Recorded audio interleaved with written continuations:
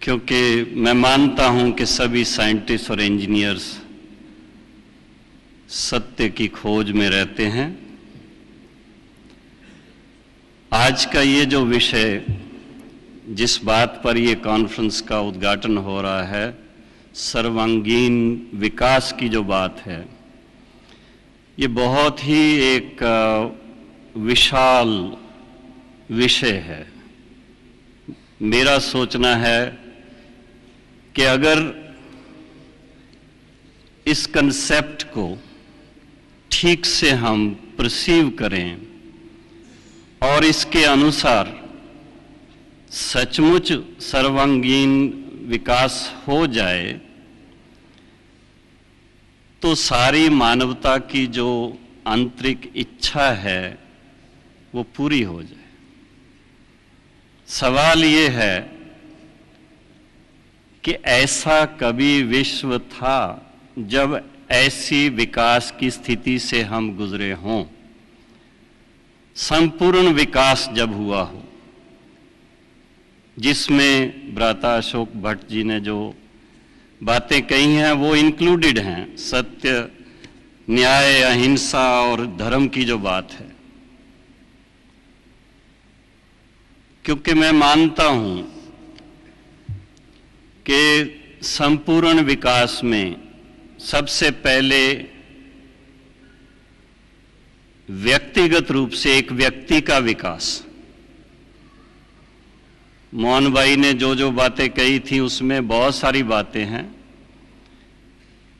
उसी का स्वरूप कुछ दिन पहले हमने दीपावली मनाई, लक्ष्मी पूजन किया, और वो एक स्वरूप है हमारे सामने।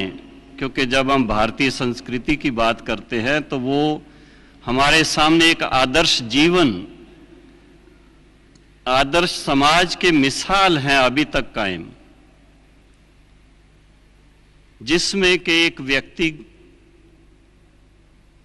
स्वस्थ, सदा स्वस्थ और मन से सदा निर्मल, सदा पावन और साथ साथ धन धान्य संपन्न, और उस समय का समाज, उसमें समरसता और दीर्घायु, कभी उनको कोई बीमारी ना हो, कोई समस्या ना आए, कोई लड़ाई झगड़ा ना हो, कोई ईर्ष्या द्वेष ना हो, कोई उस राज पर चढ़ाई ना करे। ऐसा अगर कोई मिसाल दिखता है, ऐसी कोई अगर अपनी माइथोलॉजी में ही ऐसा मिसाल है, तो श्री लक्ष्मी, श्री नारायण का जो विश्व महारानी और विश्व महाराजन हुए हैं, उस समय को अगर हम कंसीव कर सकें, हम जान सकें। मुश्किल ये हो गई है कि हमारे हिस्टोरियंस ने उस समय को वर्णन नहीं किया। हिस्ट्री अगर नॉन हिस्ट्री है, रिटन हिस्ट्री है, तो वो आज से 2500 साल पहले तक है। 2500 साल पहले से जो साइंटिस्ट कहते हैं कि ये साइकिल या ये जो सृष्टि की जो लेयर्स हैं अर्थ की, वो 5-5 हजार साल की हैं। तो हमारी संस्कृति को 5000 वर्ष पुरानी तक ले गए हैं। लेकिन 5000 वर्ष पहले से, महाभारत काल से लेकर के और 2500 वर्ष तक क्या हुआ, कौन राज करते थे, उस समय किस तरह का समाज का ढांचा था, उस समय स्वास्थ्य कैसा था, उस समय अपने संसार के अंदर क्या साधन थे, उसका वर्णन हमारी हिस्ट्री में नहीं है। मैथोलॉजिकल बुक्स में अगर आता है तो देवताओं की जीवन के बारे में उस समय के सुख के साधन जरूर दिए हैं, उड़न खटोले थे और बहुत सारी बातें उसमें दी गई हैं। लेकिन साथ में थोड़ा सा मिक्सअप कर दिया हुआ है। जीवन के बारे में जो सत्यता है वो यथार्थ नहीं रही है उसमें। और हो सकता है जनरल मकाले के शब्दों में कि अगर किसी देश पर राज करना है तो उनकी संस्कृति का खंडन करो। हो सकता है कि ये ऐसा करवाया भी गया हो, लेकिन हम जब अपने इंजीनियरिंग फीट्स को देखते हैं, आप सब यहाँ पधारे हैं, अशोक भाई ने इनके अपने हिसाब से परिचय जिस तरह से ये देते हैं, आपको इतना दिया नहीं है कि कहाँ आए हैं आप। तलहटी तो एक नया स्थान है। जब आप माउंट आबू जाएंगे वहाँ पर एक ऐसा स्थान आपको मिलेगा जिसका नाम वर्ल्ड फेमस दिलवारा टेम्पल्स है। और उस टेम्पल को जाके जब आप देखेंगे तो पता लगेगा कि आज से 1000 साल पहले किस तरह से इंजीनियर्स ने, उस समय इंजीनियरिंग किस रूप में थी, एक रस्सी या धागे से ही माप करके करके उन्होंने किस तरह से वहाँ सेटअप किया है। और उस समय वो इंजीनियर्स, आर्टिस्ट्स एक में ही, एक पर्सनैलिटी के अंदर थे और उन्होंने अपनी भारत की पूरी माइथोलॉजी वहाँ डिपिक्ट की हुई है, महाभारत काल से लेकर के। और जो मैंने बताया कि जो हमारा वो 2500 साल का पीरियड है जिसको हम प्री हिस्ट्री पीरियड कहते हैं, उसको अंकित किया हुआ है। और उस मंदिर के अंदर आपको 2 चीज मिलेंगी। एक साधना, किस साधना से क्या बना था, देवी देवताओं का राज कहो, देवी देवताओं की जीवन कहो, जो पूरी कलाओं से भरी हुई, वो सब चीज उसमें डिपिक्ट की हुई है। तो साधना का भी स्वरूप उसमें दिखाया हुआ है और उसके साथ साथ साधना से क्या प्राप्ति हुई, क्या इस संसार को बनाया, क्या संसार बन गया, उसका पूरा उसके अंदर डिपिक्शन है। आज अगर ऐसा कोई मंदिर बनाना चाहे तो मैं नहीं समझता हूं कि किसी के पास इतना धन भी होगा, इतना समय भी होगा और इतनी आर्टिस्टिक वो थिंकिंग भी हो सकती है। आर्टिस्ट ने अपने हिसाब से उस चीज को गढ़ा, लेकिन इंजीनियर्स ने उनको किस तरह से उसको छत के अंदर लगाया है, पिलर्स के कैसे खड़े किए हैं, वो आपके देखने की चीज है। अवश्य देखिएगा और उससे आपको इस ईश्वरी विश्वविद्यालय का जो वर्तमान कार्य चल रहा है उसका आपको आइडिया मिल सकता है कि एक जो प्री हिस्टोरिक पीरियड है उसके बारे में किस तरह से परमपिता परमात्मा ने रेवलेशंस के द्वारा, विजन्स के द्वारा और डायरेक्ट वाणी के द्वारा वो ज्ञान दिया है, जिसमें बताया है कि वास्तव में संपूर्ण विकास वाली दुनिया या संपूर्ण विकास वाला भारत क्या है, क्या था। आज से 5000 वर्ष पहले अपना भारत क्या था। उस समय ह्यूमन बीइंग्स, ह्यूमन लाइफ कितनी संपूर्ण थी। अगर उस समय की वर्णन करने लगें तो पूरे स्वर्ग की एक फिल्म चाहिए उसकी, लेकिन शॉर्ट में उसका वर्णन हम लोग अपनी आरती में, अपनी प्रार्थना में, देवी देवताओं की महिमा में सदा ही करते हैं। आप थोड़ा उसको सोच लीजिएगा, उसके विस्तार में सोच लीजिएगा। उनके लिए कहते ही हैं उस जीवन के लिए कि आप सर्वगुण संपन्न। आज किसी में थोड़े से गुण होते हैं तो कितनी उसकी महिमा करते हैं, लेकिन आप सोचिए जब आप स्वयं ऐसी लाइफ में होंगे, सर्वगुण संपन्न, 16 कला संपूर्ण, संपूर्ण निर्विकारी, अहिंसा परमो धर्म, तो ये उसके अंदर, और उसका नाम सतयुग ही इसीलिए है कि वहां पर असत्य कोई बात नहीं और कोई भी इस तरह की बात नहीं कि जो बहुत शॉर्ट लिव्ड तो हमें सुख दे और बाद में वो दुख के साधन बनते जाएं। साइंस की आज की फीट्स बहुत हैं, बहुत अचीवमेंट्स हैं, लेकिन कभी कभी सोच चलता है आज कंप्यूटर एज में नए से नए हर साल एक नया कंप्यूटर आ जाता है और पुराने ऑब्सोलीट हो जाते हैं। आप सोचिए कि जो व्यक्ति आज एक खरीदता है, जब तक वो उसके पूरा जानकारी और उससे पूरा लाभ लेगा तब तक वो ऑब्सोलीट हो जाएगा। और उसके बाद अभी सबको चिंता है Y2K की, सन 2000 पूरा होगा, फिर उसके बाद कंप्यूटर्स का क्या होने वाला है। जिन्होंने इतने अपने सब फाइल्स और ये सब बनाई वो सब क्या हो जाएंगी।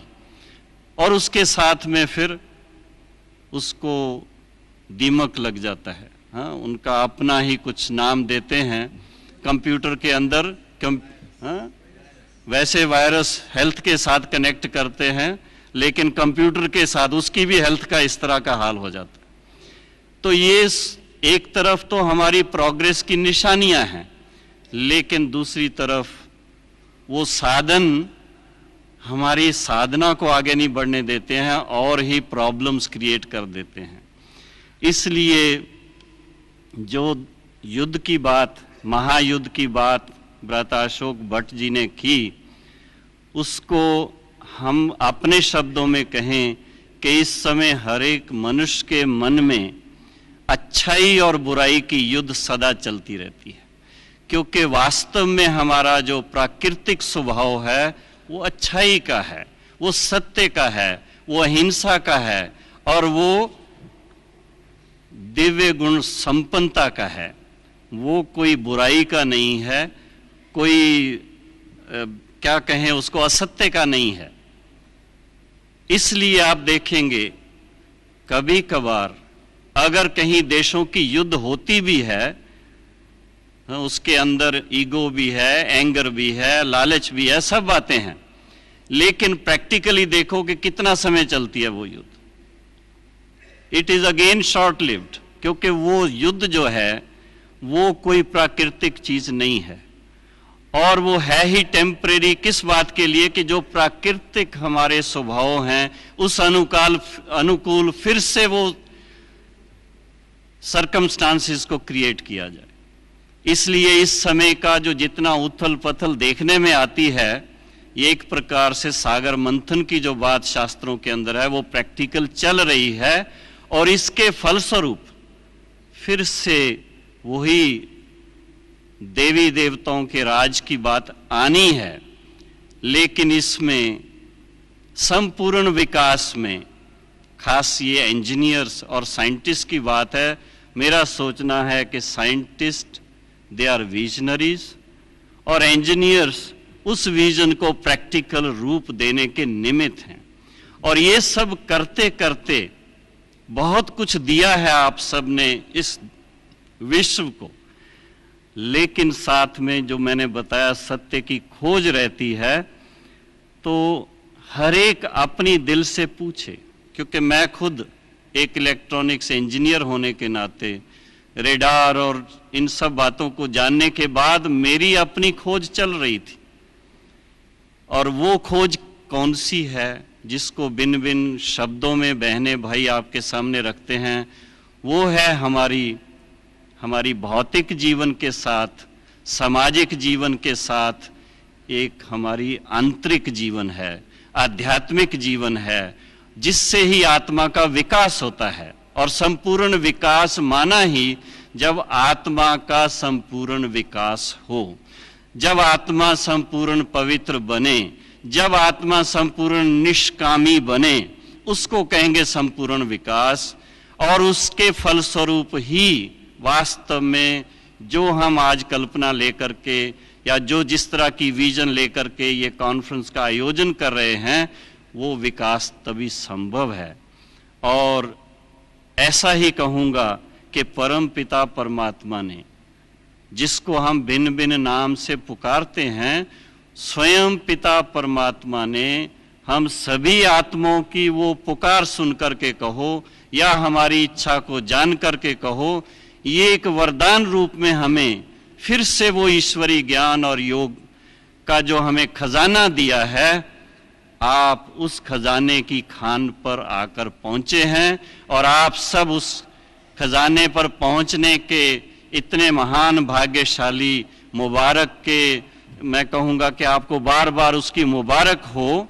और मुझे उम्मीद है कि सिर्फ अपने तक ही इसको सीमित नहीं रखेंगे, लेकिन स्वयं पूरा खजाना लेकर के जो आपका अपना एक संस्कार है उसको पूरा उपयोग करेंगे, ताकि फिर से इस संसार को, इस भारत को पुनः संपूर्ण विकास ला करके और इसको सत्य युग की स्थापना कराने के निमित्त बन के स्वयं ऐसा पूजनीय देवता बन जाएं। जीवन की चुनौतियों का सामना करना इतना मुश्किल क्यों है? क्या आप अक्सर जीवन के प्रति उदासीन हो जाते हैं? आप अपने मन का उसकी पूरी क्षमताओं के साथ प्रयोग करते हैं? 70% से अधिक रोगों का कारण मानसिक तनाव है। तो आइए अच्छे स्वास्थ्य के लिए राजयोग द्वारा अपने मन को स्वस्थ बनाएं। तनाव मुक्त जीवन का सुख लेने के लिए प्रजापिता ब्रह्मा कुमारी ईश्वरीय विश्वविद्यालय द्वारा सिखाए जाने वाले सहज राजयोग के माध्यम से अपनी मानसिक व आध्यात्मिक शक्तियों को पुनः जागृत कीजिए। किसी भी आयु, धर्म, संस्कृति अथवा राष्ट्रीयता वाले व्यक्ति इसे आसानी से अपना सकते हैं। विविध प्रशिक्षण जैसे स्वप्रशासन एवं नेतृत्व, तनाव मुक्त जीवन, सकारात्मक चिंतन आदि Brahma Kumari academy for a better world Mount Abu में आयोजित किए जाते हैं। अधिक जानकारी हेतु हमारी वेबसाइट bkwsu.com पर जाएं अथवा अपने स्थानीय सेवा केंद्र से संपर्क करें। आध्यात्मिकता अर्थात आत्मा का अध्ययन करना, आत्मा के संबंधित जो भी सारी बातें हैं उसका अध्ययन करना। आध्यात्मिकता हमें यह शिक्षा देती है कि प्रकृति से भिन्न हम स्वयं एक चेतन आत्मा है। आध्यात्मिकता हमें बुराइयों से भी बचाने की युक्तियां देती है, श्रेष्ठ विचार, श्रेष्ठ कर्म, गुणों की धारणा भी सिखाती है, बुराइयों से बचाती भी है। अब बात आती है विजडम की, नॉलेज और नॉलेज के द्वारा समझ शक्ति। ऐसे कहा गया है कि wisdom avoids show and it understands everything. कोई भी चीज हमारे पास है, जो भी सोर्सेस है हमारे पास, उसको हम फुल्ली यूटिलाइज कैसे करें, ये ज्ञान, ये आध्यात्मिक ज्ञान, ये विजडम हमें सिखाती। साथ साथ आने वाले जो भी ऑब्स्टिकल्स हैं उसको दूर से ही पहचान करके बड़ी धैर्यता से, बड़ी शांति से उसका निवारण भी कराती है।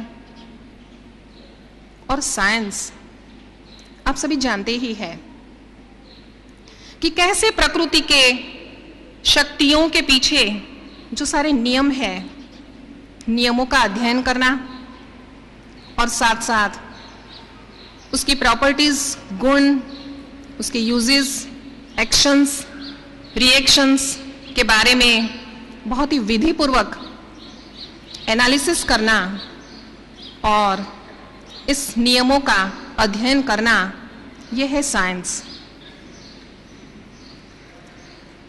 साइंस और स्पिरिचुअलिटी वैसे देखा जाए तो दोनों का ही लक्ष्य सिमिलर है, एक ही है।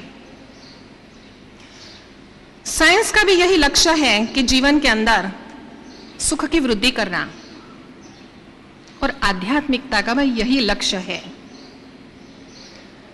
परंतु एक बात में अंतर है कि साइंस जो सुख की वृद्धि करता है मानव जीवन में, वो साधनों के द्वारा, सामग्री के द्वारा, फैसिलिटीज के द्वारा, सुविधाओं के द्वारा लौकिक जीवन का करता है। और आध्यात्मिकता सुख के अंदर वृद्धि करता है वो है आत्मिक सुख की। आज साइंस का कोऑपरेशन हर एक फील्ड में रहा है, चाहे वो कम्युनिकेशन हो, ट्रांसपोर्ट हो, एग्रीकल्चर हो, सर्जरी हो, अभी अभी आपने सुना मेडिकल में भी, हर एक क्षेत्र में है ही है। और इस कारण मानव के रहन सहन, खान पान, व्यवहार, व्यापार सभी में ही परिवर्तन आ गया है। कल तक हम जो सोचते थे कि ये इम्पॉसिबल है, आज वो पॉसिबल हो गया है। साइंस की जितनी तारीफ करें उतनी कम है, अगर उसका प्रॉपर यूज हो तो। एक रचनात्मक शक्ति है। साइंटिस्ट और engineers, they are the builder of the nation. बहुत समाज सेवा की है। आज अंधश्रद्धा को भी, अंधश्रद्धा के ऊपर भी प्रकाश डालकर लोगों को जागरूक किया है। वहम और शंका का भी निवारण किया है। आज साइंस ने क्या क्या नहीं किया है। परंतु साथ साथ एक सोचने की भी बात है कि अकेला साइंस भी क्या करेगा। साइंस के साथ स्पिरिचुअल विजडम है तो साइंस बहुत कुछ कर सकता है, और स्पिरिचुअलिटी भी साइंस के साथ बहुत कुछ कर सकती है। आज हम देखते हैं कि अणु शक्ति वो इतनी विकास हो गई है कि एक शक्तियों का मानव जीवन के लिए एक स्रोत बन गई है, एक सोर्स बन गई है। और अणु शक्ति क्या क्या नहीं कर सकती।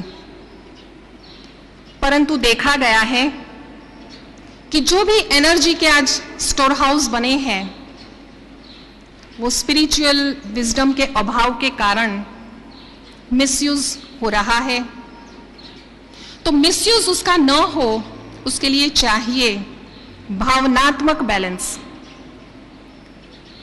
अभी अभी आपने सुना कि मशीन तो इतने सारे बन गए हैं, मानव भी मशीन के जैसा बन गया है, परंतु मशीन के साथ भावनात्मक बैलेंस हम खो चुके हैं। तो जब मनुष्य की भावनाएं वो उत्तम होगी, भावनाएं सात्विक होगी, कल्याणकारी भावनाएं होगी, शुभ भावनाएं होगी, शुभ कामनाएं होगी, स्वच्छ भावनाएं होगी और शुद्ध विचार होंगे। और जब ये सारी भावनाओं के साथ हम जब साइंस के साधन यूज करेंगे तो सभी का बहुत कल्याण ही होगा। परंतु आज ऐसा होता नहीं है। और देखा गया है कि विश्व के अंदर कई ऐसे लोग हैं, कितनी ऐसी पॉपुलेशन है जो स्पिरिचुअल विजडम के अभाव के कारण जो साइंस के साधन यूज हो रहे हैं, उसका उपयोग, उसका लाभ, उपलब्धियों का लाभ नहीं ले पा रहे हैं। अगर उचित उपयोग हो, यथार्थ उपयोग हो, तो आज सभी को ही, विश्व में जितनी भी आत्माएं हैं, सभी आत्माएं लाभ ले सकती है। और ऐसा लाभ लेने के लिए हम सभी यही चाहेंगे कि लोगों में स्पिरिचुअल विजडम जो है वो हम जागरूक करें, गुणों का हम विकास करें। आज किसी के मन में ये देखा गया है कि जब गुण होता है और उसके पास कोई साधन है, तो वो गुण के कारण उस साधन को जब यूज करते हैं तो बड़ा लाभ होता है, वो उसी ही दिशा में उसको यूज करते हैं। परंतु जब मन में कोई हानिकारक भावनाएं होती हैं, किसी को हानि पहुंचाने की भावनाएं होती हैं, या मन के अंदर कोई अवगुण होता है, तो उसका लाभ नहीं मिलता और औरों को भी हानि ही होती है, नुकसान ही होता है।